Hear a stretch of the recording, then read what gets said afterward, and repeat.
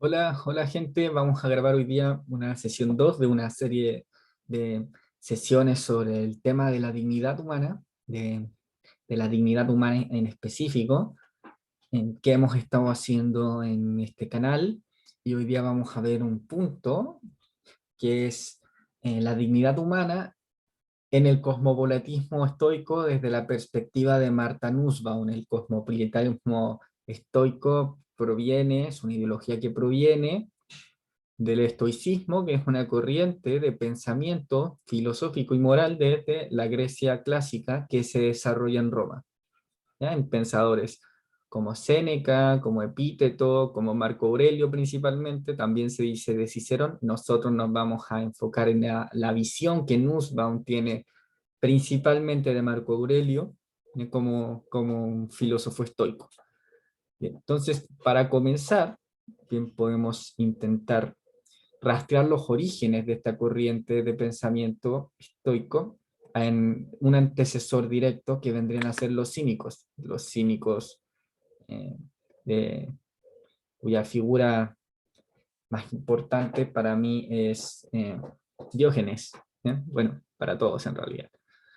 Bueno, entonces, para recapitular, el cosmopolitismo es una ideología que postula que todos los seres humanos pertenecen a una sola comunidad, una comunidad global. ¿Mm? Somos pobladores de mundo, da igual que estés aquí o en la quebrada del Ají, pertenecen a una misma comunidad que es la humanidad, ¿ya? Esta comunidad global que consiste en la humanidad está cohesionada, está vinculada, basada en una moral compartida. ¿Ya? ¿Por qué? Porque todos los seres humanos, en tanto son poseedores de razón, son poseedores de capacidad moral. Esa razón que poseen los ayuda a descifrar leyes morales, tales como no matarás, no harás daño a un tercero, etcétera, ¿ya? Que nos vinculan, ¿ya?, en una sola comunidad bajo leyes morales comunes. Ese es el ideal del cosmopolitismo y por tanto merecemos respetos iguales, un respeto igual y una dignidad igual en calidad de co-ciudadanos. No es como una especie de dignidad como estatus que existe aquí al ser poblador de este mundo, al ser ciudadano de esta comunidad global. Vamos a abordar la percepción de la dignidad humana en los cosmopolitas cínicos, partiendo por Diógenes, y los estoicos, ya que el principal en el que se enfoca Martha Nussbaum es Marco Aurelio.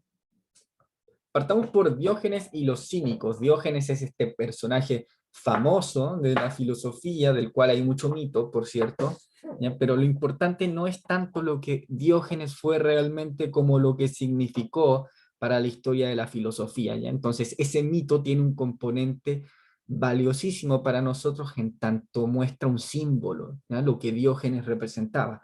Y Diógenes era este tipo que era apodado el cínico.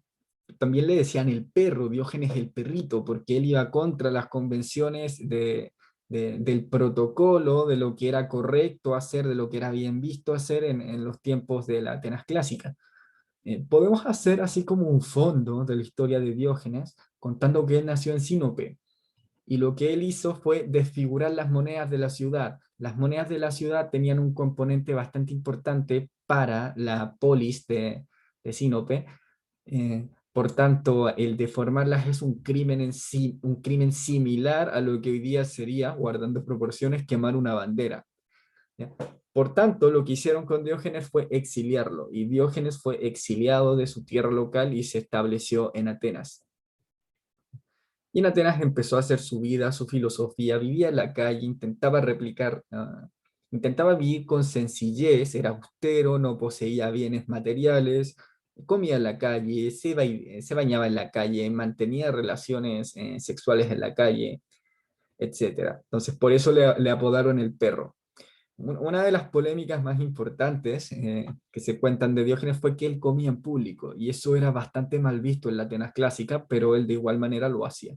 Entonces estaba en constante burla del decoro, de las convenciones y la moral tradicional, sobre todo el rechazo a los bienes externos como la riqueza.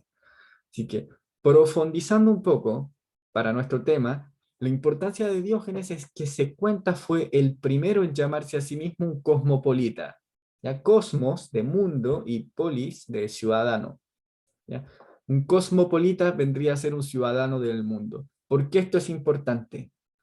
Porque en estos tiempos la mayoría de la gente se describía como, eh, bueno, ya lo he dicho yo, Diógenes de Sinope, si se fijan, es la pertenencia a una comunidad local, a una polis local. ¿Eh? Eh, Tú eras, por ejemplo, yo sería Marcelo de Conchalí, o por qué no decirlo, también se identificaban como parte de un linaje familiar. Tú podrías ser tanto hijo de tanto.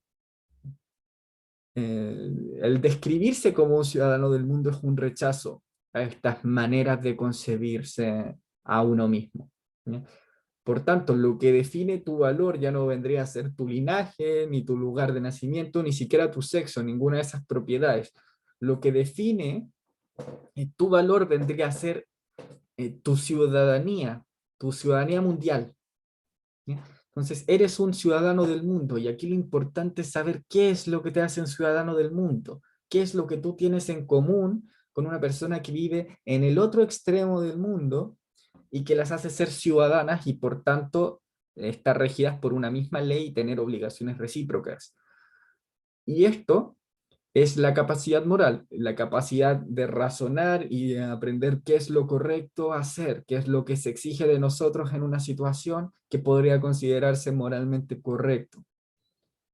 Entonces, esta capacidad es lo que nos define como ciudadanos del mundo y además es lo que nos da un valor especial, sostienen los estoicos y los cínicos, sobre otras criaturas de la naturaleza.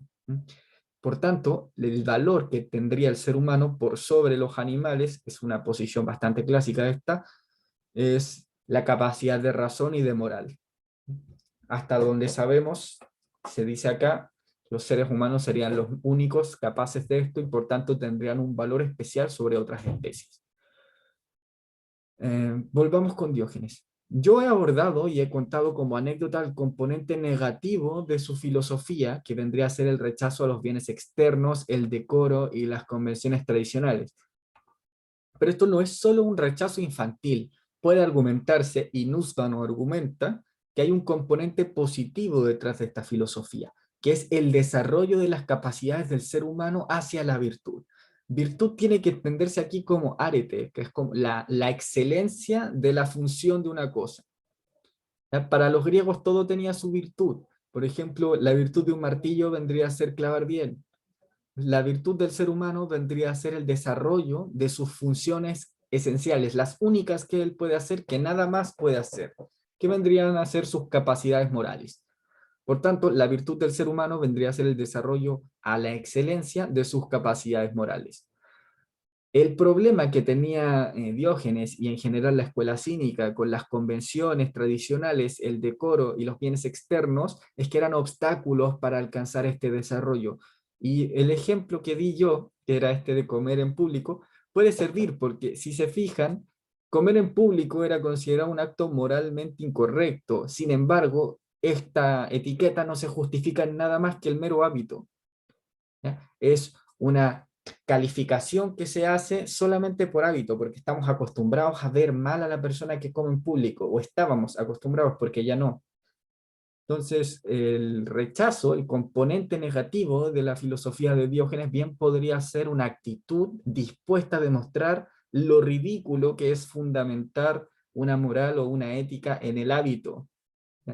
Por tanto, debemos buscar más allá en la exploración de estas capacidades morales y el uso de la razón para descifrar leyes naturales que podemos acordar aquí y allá que son correctas o incorrectas. Eso es como dos componentes de la filosofía de Diógenes y los cínicos. Muy bien, pasando a un tema que nos le interesa mucho, que es por qué los cínicos rechazaron los bienes externos. Si se fijan, Diógenes no solamente rechaza bienes como la riqueza, el honor o el estatus, que nosotros podríamos entender porque hace ese rechazo, puesto que son bienes que por lo general nos distraen, ¿ya?, de ciertos desarrollos más, que nos llevan a vicios, que nos llevan a excesos. Por tanto, podríamos entender eso, pero sucede que Diógenes no solamente rechaza aquellos bienes como la riqueza, el estatus, el honor, etc. También rechaza la salud, o la alimentación y, y ese tipo de cosas. Entonces, Diógenes no debería estar preocupado y no está preocupado por la pobreza humana y nunca hace una demanda por redistribución material. Por tanto, lo que Diógenes plantea es un rechazo a los bienes externos, puesto que la completitud que uno necesita para vivir una vida buena está solo en estas capacidades morales. Son estas capacidades morales y su desarrollo a lo que nos tendremos que dedicar. Y podemos hacer esto, ya sea que lo tengamos todo o que nos falte todo. Pero también existe otro argumento que se puede dar, que podría ser un cierto orgullo. ¿No? Un cierto orgullo en tanto no reconocemos que nos falta nada, no necesitamos ningún bien externo para estar completo. Con nosotros nos basta y nos sobra. Entonces, estas líneas de pensamiento son bastante interesantes y van a ser desarrolladas en profundidad por los pensadores estoicos. Abordemos un poco del cosmopolitismo estoico. Los pensadores estoicos retomaron algunas de las ideas que ya hemos visto con Diógenes y los cínicos, tales como el cosmopolitismo, valga la redundancia, el énfasis en las capacidades morales del ser humano y el rechazo de los bienes externos.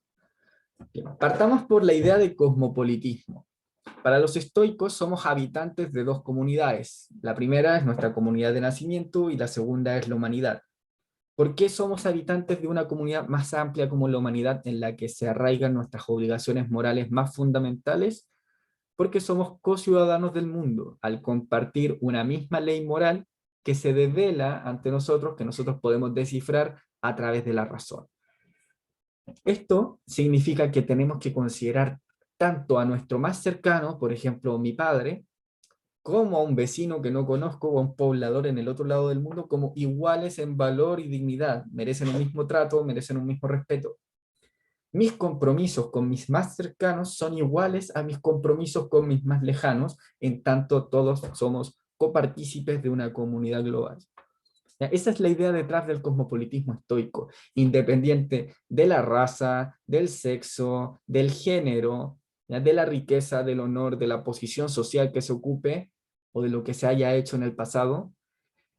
Nuestro valor se funda en nuestra capacidad moral y eso merece un respeto y un trato igualitario. Allí está la idea de dignidad estoica. El valor que cada uno de nosotros tiene se va a fundamentar en la razón.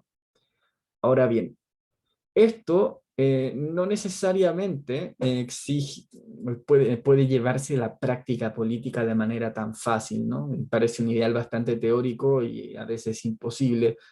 No obstante, puede existir una salida acá de que la idea del cosmopolitismo estoico, como co-ciudadanos del mundo y partícipes de una misma ley moral, sea un ejercicio pedagógico para desarrollar cierto trato, ¿ya? Entre las personas, ¿no? Eh, que es el de tratarnos de una igual manera, con un igual respeto, con una igual dignidad. ¿Ya? La idea sería, eventualmente, que a nuestros círculos más lejanos los tratásemos igual que como hacemos con nuestros círculos más cercanos. ¿Ya? Entonces, esa es como una manera de ver esto un poco más práctica, como un ejercicio pedagógico de desarrollo moral. Ahora, yo he dicho que el valor aquí está en la razón, así que vamos un poco a abordar el tema del valor humano. Los seres humanos serían valiosos porque son poseedores de razón, una porción de lo divino en cada uno de nosotros que nos permite develar las leyes morales, ¿no? Entonces, por el solo hecho de tener razón y capacidad moral, cada uno de nosotros es igual poseedor de un valor infinito y completo. Y esto es muy importante porque nuestro valor vendría dado por nuestra razón y nuestra capacidad moral, no por algo externo, no vendría dado por el dinero, la salud, ¿ya? O la situación en la que me tocó vivir. No, mi valor viene dado por mi razón y mi capacidad moral. Y mi virtud consiste en el desarrollo de estas capacidades morales. Y como estoy llamado a llevar una vida virtuosa, debería preocuparme solo por ellas, o principalmente por ellas. Nada más me debería afligir. Y no importa que algo me falte, puesto que mi capacidad moral no se pierde, ¿no? Por tanto, siempre soy una persona completa, siempre soy una persona digna, siempre merezco un trato respetuoso. En otras palabras, no necesito nada más que esto para estar completo, y en eso reside mi valor único e infinito, que me hace irreemplazable. Esa es una manera de ver el valor que el estoicismo da al ser humano fundamentado en su capacidad de razón y moral. Y esto también se vincula a una posición bastante problemática hoy respecto a los bienes externos. Si se fijan, las demandas del estallido social que hubo aquí en Chile, en pos de la dignidad, que queríamos una vida digna, eran demandas materiales, demandas por mejores pensiones, demandas por mejor educación, demandas por mejor salud. Sin embargo, todo esto son bienes externos. Estos bienes son ajenos a nuestra razón y capacidad moral, son extensos, es un amplio catálogo. Un bien externo puede ser el dinero, pero también el honor o el estatus. Y yendo más lejos, el amor, la familia, los hijos, las amistades e incluso la salud son bienes externos. Por tanto, si se fijan, las demandas del estallido social por dignidad corresponden a demandas por bienes externos. Y probablemente desde la posición estoica se nos pudiese rebatir que aquello no debería afligirnos. Entonces, noten esto, el estoicismo nos dice que deberíamos prescindir de estos bienes externos. Podríamos perseguirlos en tanto no sea un apego excesivo. La ausencia de un bien externo, como la salud, no debería afligirnos porque una persona es virtuosa. ¿No? Una persona es virtuosa y completa aunque le falte el mundo entero. ¿No? Y debe enfocarse en este camino hacia la virtud que consiste en su desarrollo moral. No obstante, aquí surge un problema que voy a abordar más adelante. ¿No? ¿Por qué los estoicos no admitieron que lo externo juega un papel necesario en el desarrollo de las capacidades morales? Eh, ¿Por qué dije que iba a abordar esto importante? Consideremos un bien externo como podría ser la educación. La educación es un bien que es eh, externo a nuestra capacidad moral y a nuestra capacidad de razón, pero potencia ambas, potencia nuestra capacidad de razón y potencia nuestra capacidad moral. A través de la educación, nosotros podemos aprender mejor cómo usar la razón para ir develando nuestros preceptos morales y podemos hacer reflexiones en torno a estos preceptos morales y ajustarlos con juicios intuitivos, etc. La educación nos da armas para poder construir una moralidad propia, poder desafiar las convenciones, etc.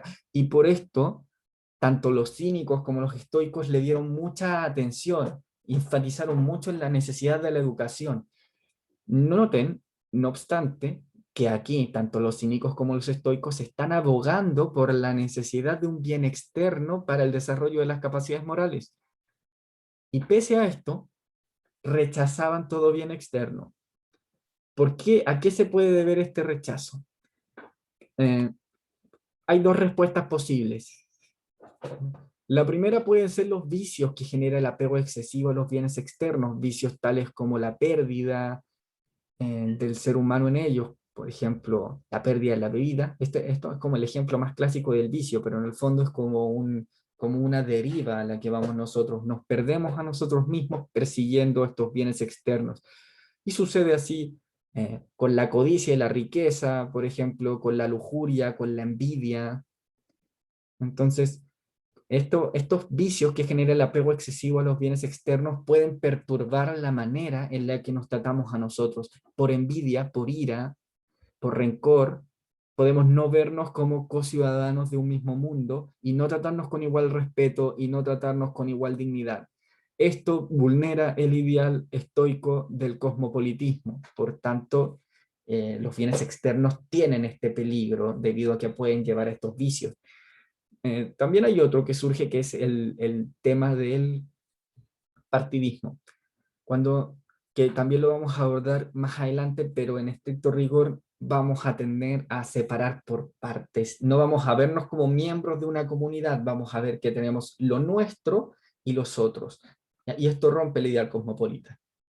Y por otra parte, está el hecho de que el reconocimiento de la incompletidad de la capacidad moral como fuente de la dignidad humana es un desafío fuerte para el estoicismo.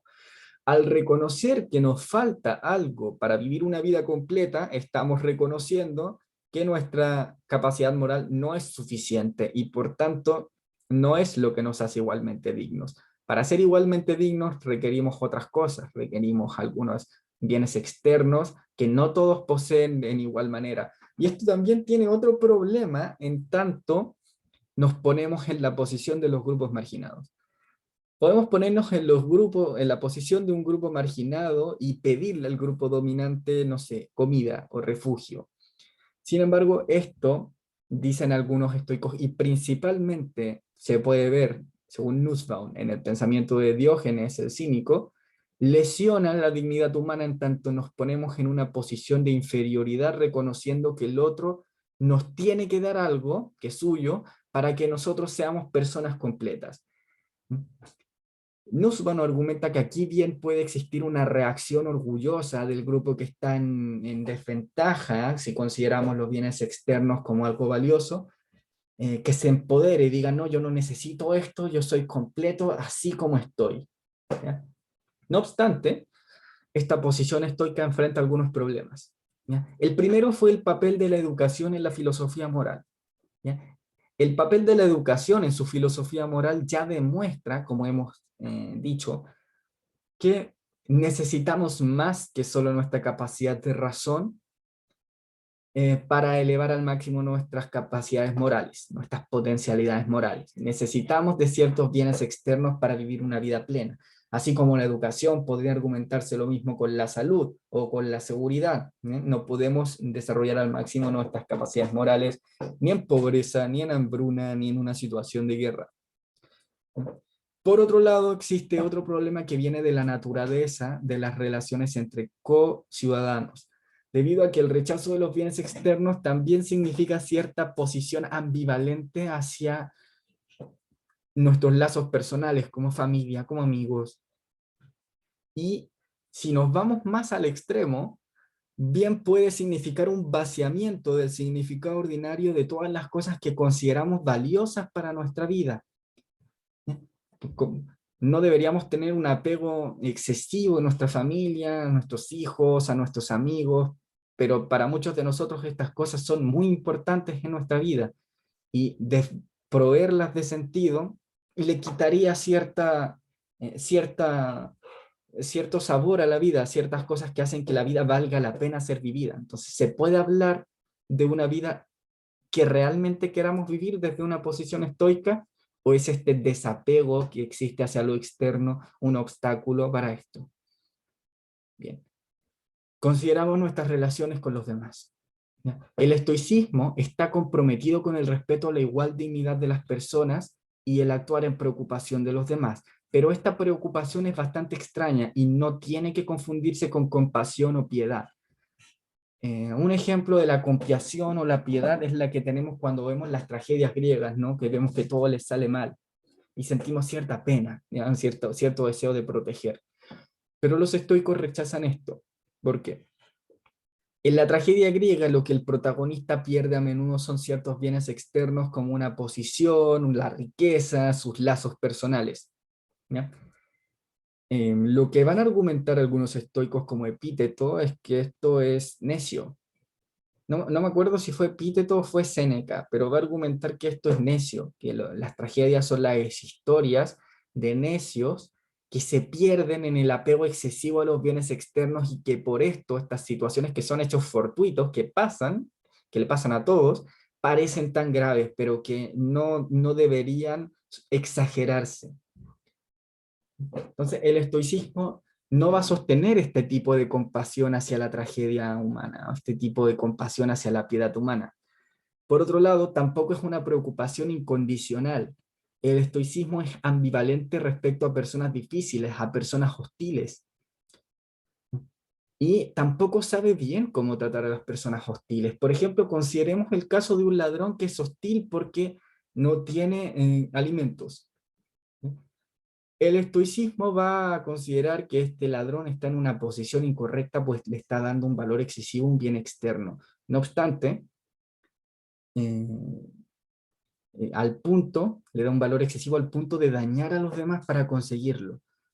No obstante, no tiene alguna fórmula para tratar bien a esta persona en el sentido de darle algo que le resulte valioso. ¿Cuál es el incentivo del ladrón para aceptar la filosofía estoica?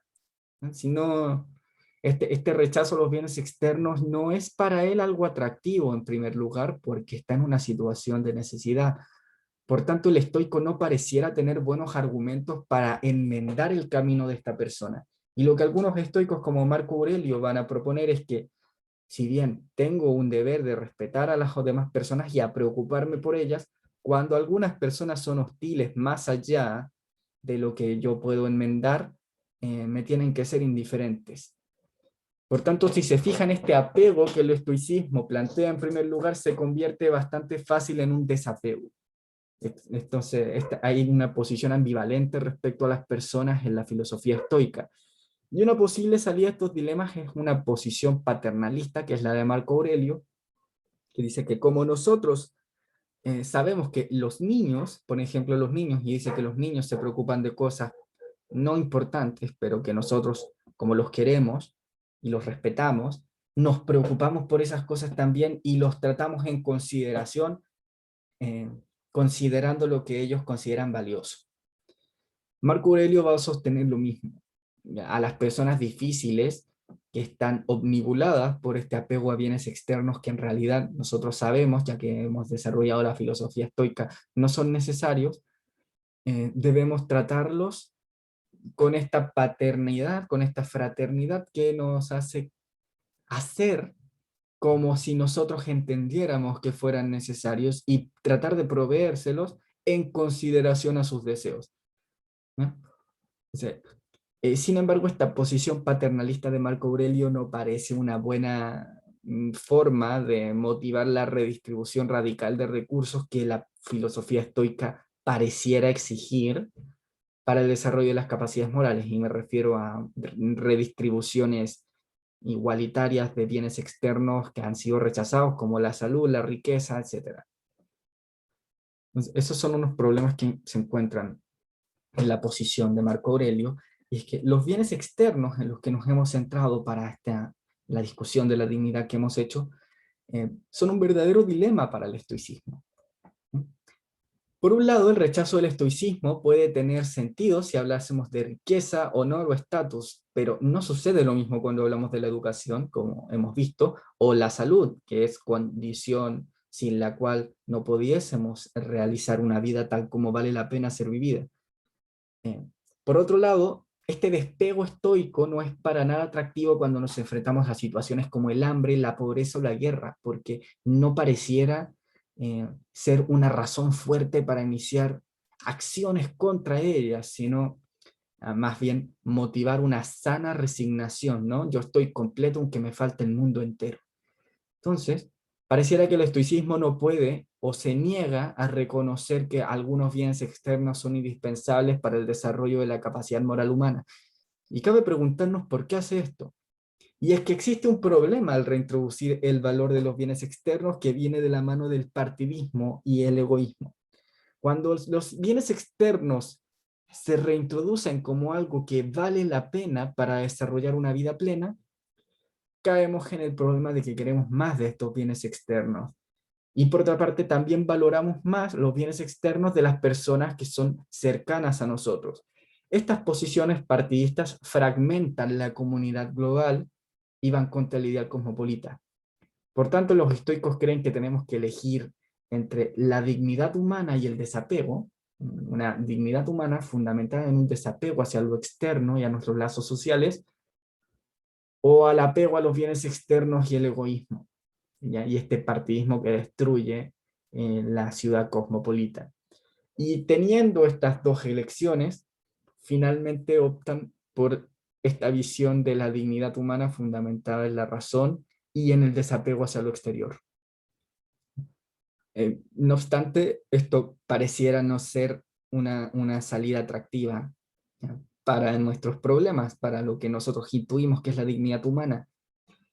Así que vamos a seguir con Nusa en un futuro, y cómo ella va a argumentar que algunos bienes externos son indispensables y están íntimamente ligados a la dignidad humana. Pero esto ha sido todo por hoy. Muchas gracias por venir y nos vemos en próximas sesiones.